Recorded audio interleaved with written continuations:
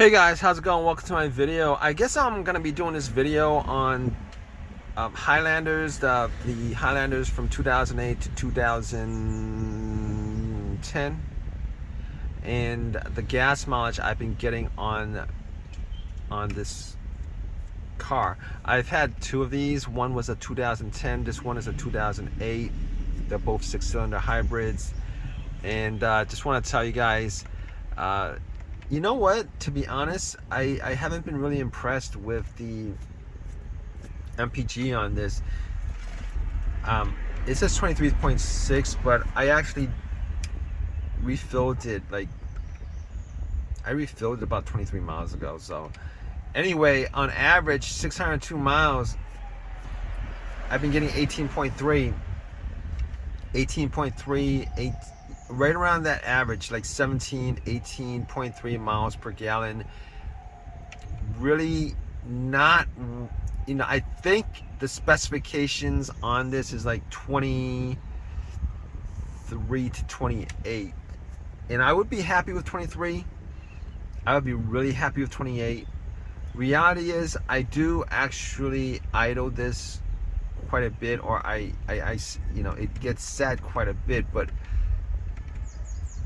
this is like during I'm not even using AC on this. I'm not using AC, and that's pretty, for a hybrid, that's not that great. It's not that great.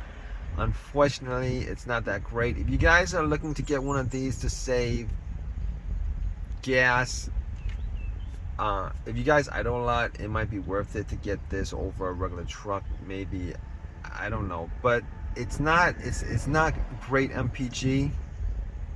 Now, granted, it has 166,000 miles on it, and I haven't actually changed up anything except for the air filter. I did change up, but outside of that, I really didn't change up much as far as the spark plugs.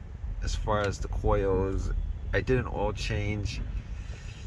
As far as the fuel injectors, I didn't change any of those up. I don't actually think that would actually make a big difference with the MPG. I think on my 2010, I was getting,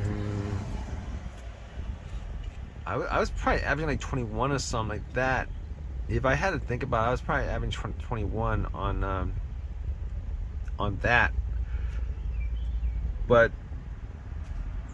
But that was probably because I was actually driving it to get as much MPG out of the gas that I was putting in the tank. So anyway, would I give a thumbs up to this car?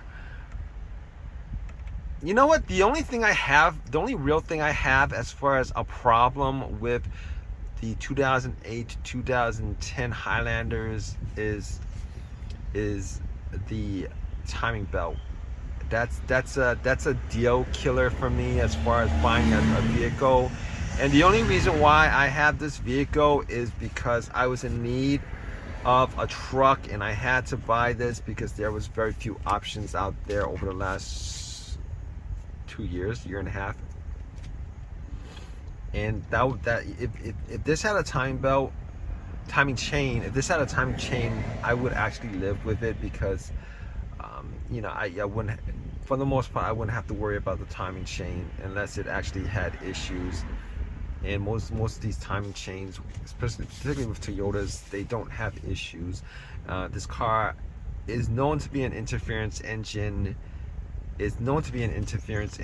But funny enough, every time I look up timing belt with this truck, there's very few times where somebody would say, with this engine rather, there's very few times somebody would say, that the RX has the same engine, and I've read where it broke on mechanics who actually work on these vehicles as far as the timing belt, specifically the timing belt is concerned, where they actually said they've worked on all these vehicles that have had the timing belt broke on them, and they've said that haven't had one issue one instance where the engine actually was destroyed from it, which is amazing to me.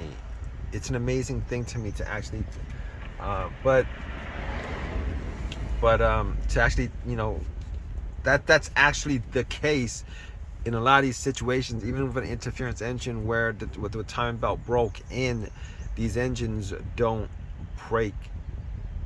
So regardless of that, I am not for vehicles with time belts. I'm not a fan of them, and that's probably why I would not give a thumbs up for this vehicle, and that's the only reason why I can live with the MPG. But time belt is not time belts a deal breaker as far as vehicles are concerned. Outside of this vehicle, I don't think I will ever get another vehicle with a time belt ever again. Anyway, if you guys have this vehicle, definitely let me know what you guys think. Leave a comment in the comment section. Give me a thumbs up. Please subscribe. All that good stuff. All right, guys. Take care.